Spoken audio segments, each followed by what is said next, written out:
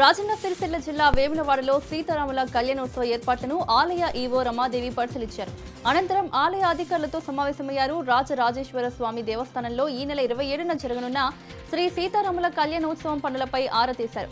ఆలయ పార్కింగ్ ప్రాంగణంలో ప్రత్యేకంగా ఏర్పాటు చేసిన శివార్చన వేదికపై శ్రీ సీతారాముల కళ్యాణోత్సవాన్ని వీక్షించేందుకు భక్తుల కోసం ఎల్ఈడీ స్క్రీన్లు ఏర్పాటు చేశామని ఈవో రమాదేవి అన్నారు. స్వామివారిని దర్శించుకునే భక్తుల కోసం ప్రత్యేక క్యూ లైన్లతో పాటు తాగునీరు, మజ్జిగ వంటి పానీయాలు అందిస్తున్నామని తెలిపారు. సీతారాముల కళ్యాణోత్సవాన్ని అంగరంగ వైభవంగా నిర్వహించేందుకు అన్ని ఏర్పాట్లు సిద్ధం చేయాలని ఆలయ ఈవో రమాదేవి ఆలయ ఉద్యోగులకు సూచించారు.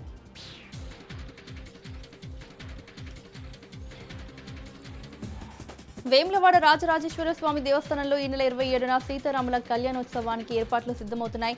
సీతారాముల కళ్యాణంలో శివుడితో జోగినులు పెళ్లి చేసుకోవడం ఆనవాయితీగా వస్తుంది. ఇందుకోసం శ్రీరామనవమి వేడుకలకు వేములవాడ రాజన్న ఆలయం అందంగా ముస్తాబైంది.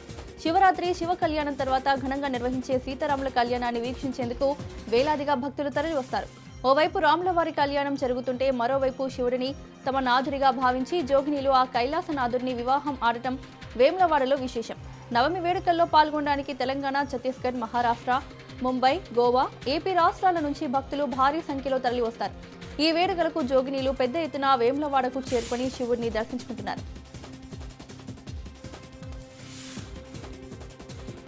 విజయవాడ ఇంద్రకీలాద్రి కనకదుర్గ ఆలయంలో ఆధ్యాత్మిక శోభ సంతరించుకుంది. వసంత నవరాత్రుల ఉత్సవాల సందర్భంగా కనకదుర్గమ్మ సన్నిధిలో 6వ రోజు పుష్పార్చన అలంకరణ అత్యంత వైభవంగా జరిగింది.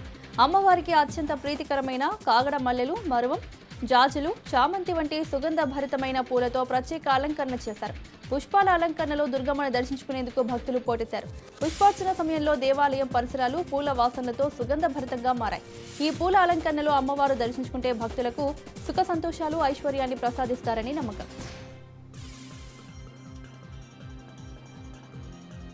యాదగిరిగుట్ట శ్రీ లక్ష్మీ నరసింహస్వామి కొండపైన హనుమాన్ ఆలయంలో ఆకు పూజ కార్యక్రమం వైభవంగా నిర్వహించారు. శ్రీ లక్ష్మీ నరసింహస్వామి సన్నిధిలో క్షేత్ర పాలకుడైన ఆంజనేయ స్వామికి ఆలయ అర్చకులు ప్రత్యేక పూజలు నిర్వహించారు. విష్ణు పుష్కర్ణి ఆవరణలో ఆంజనేయ స్వామికి అర్చక బృందం మన్యసూక్త పారాయణంతో అభిషేకం నిర్వహించారు. సింధూరంతో అలంకరించిన స్వామివారికి వివిధ రకాల సుగంధం వెదజల్లే ద్రవ్యాల పూలమాలలతో అలంకరించి నాగవల్లి దళార్చన నిర్వహించారు. ఆకు పూజ కార్యక్రమంలో భక్తులు, స్థానికులు అధిక సంఖ్యలో పాల్గొని స్వామివారిని దర్శించుకున్నారు.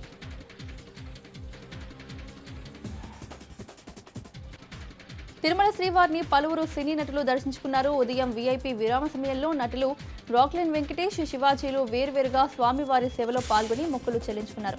దర్శన అనంతరం ఆలయ రంగనాయకుల మండపంలో పండితులు వేదాశీర్వచనం అందించగా ఆలయ అధికారులు శ్రీవారి తీర్థ ప్రసాదాలు అందజేసి పట్టు వస్త్రంతో సత్కరించారు.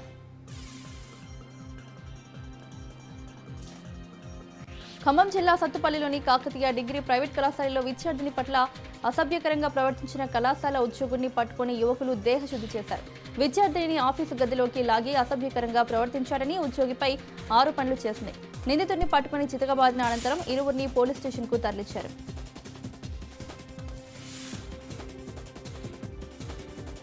తిరుపతి జిల్లాలో చంద్రగిరి కోట వద్ద క్షుద్ర పూజలు కలకలం రేపాయి.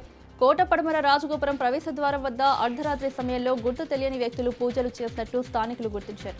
ఘటనా స్థలంలో పసుపు, కుంకుమ, నిమ్మకాయలు, వింత ఆకృతులు ఉండడంతో కోట పరిసరాల్లో స్థానిక ప్రజలు భయాందోళనకు గురవుతున్నారు.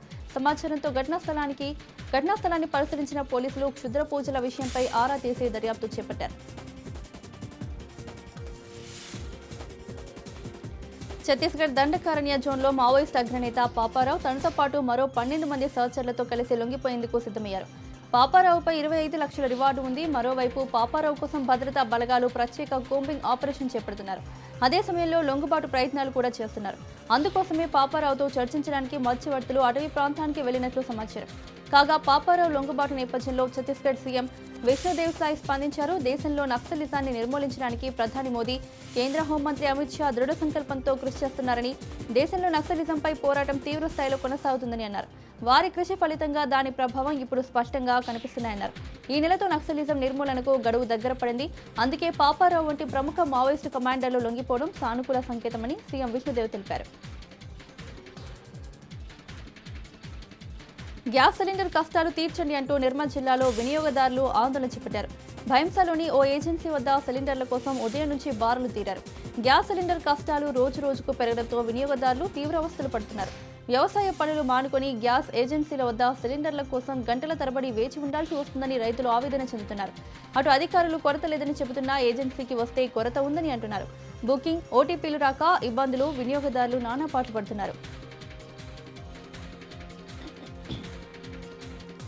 కామారెడ్డి జిల్లా సారంపల్లి విలేజ్ దగ్గర ట్రైబల్ వెల్ఫేర్ గురుకుల పాఠశాలలో 10వ తరగతి చదువుతున్న విద్యార్థి చరణ్ పాము కాటుకు గురయ్యాడు. హాస్టల్ సిబ్బంది హుటాహుటిన కామారెడ్డి ప్రభుత్వ ఏరియా హాస్పిటల్కి తరలించి చికిత్స అందించారు.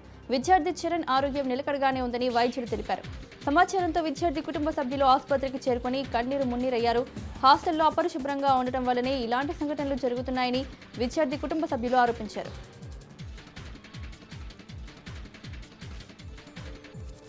కృష్ణా జిల్లా మచిలీపట్నంలోని ఆర్టీఓ కార్యాలయంలో ఏసీబీ సోదాలు నిర్వహించారు. అక్రమ ఆస్తులు కలిగి ఉన్నారన్న ఫిర్యాదుతో brake inspector Loknath Prasad office, Vijayawada చుట్టుగుంటలోని తన నివాసంలో ఏసీబీ సోదాలు కొనసాగుతున్నాయి.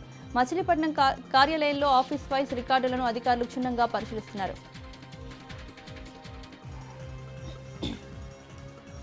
శ్మశాన వాటిక కోసం శవంతో నల్గొండ జిల్లాలోని పెద్దఊర మండల కేంద్రంలో ఆర్య వైశ్యులు ధర్నా చేపట్టారు. పెద్దఊర కేంద్రానికి చెందిన అన్నపూర్ణ అనే మహిళ దహన సంస్కారాలకు స్థలం లేకపోవడంతో అవస్థలు పడ్డారు. దీంతో హైదరాబాద్ నాగార్జున సాగర్ ప్రధాన రహదారిపై బంధువులు ఆర్య వైశ్య సంఘ నాయకులతో కలిసి శవంతో శ్మశాన వాటిక ఏర్పాటు చేయాలని డిమాండ్ చేస్తూ ధర్నా చేశారు. ఈ విషయంపై కలెక్టర్ స్పందించాలి, వెంటనే శ్మశాన వాటిక ఏర్పాటు చేయాలని నినాదాలు చేశారు. సమస్య తీరే వరకు ధర్నా విరమించేదే లేదని పట్టుబట్టారు. గత ప్రభుత్వ హయాంలో శ్మశాన వాటిక ఏర్పాటు చేసిన పెదవుర మండల కేంద్రంలో లేకపోవడం విడ్డూరమని అన్నారు. శ్మశాన వాటిక లేక చాలా కాలం నుంచి పెదవుర మండల కేంద్రంలో ప్రజలు ఇబ్బందులకు గురవుతున్నారు. పలుమార్లు స్థానిక నాయకుల దృష్టికి తీసుకెళ్లినా ఫలితం లేదని ఆవేదన చెందారు. సంబంధిత అధికారులు, ఎమ్మెల్యే, ప్రజాప్రతినిధులు వెంటనే శ్మశాన వాటిక ఏర్పాటు చేయాలని గ్రామస్తులు డిమాండ్ చేస్తున్నారు.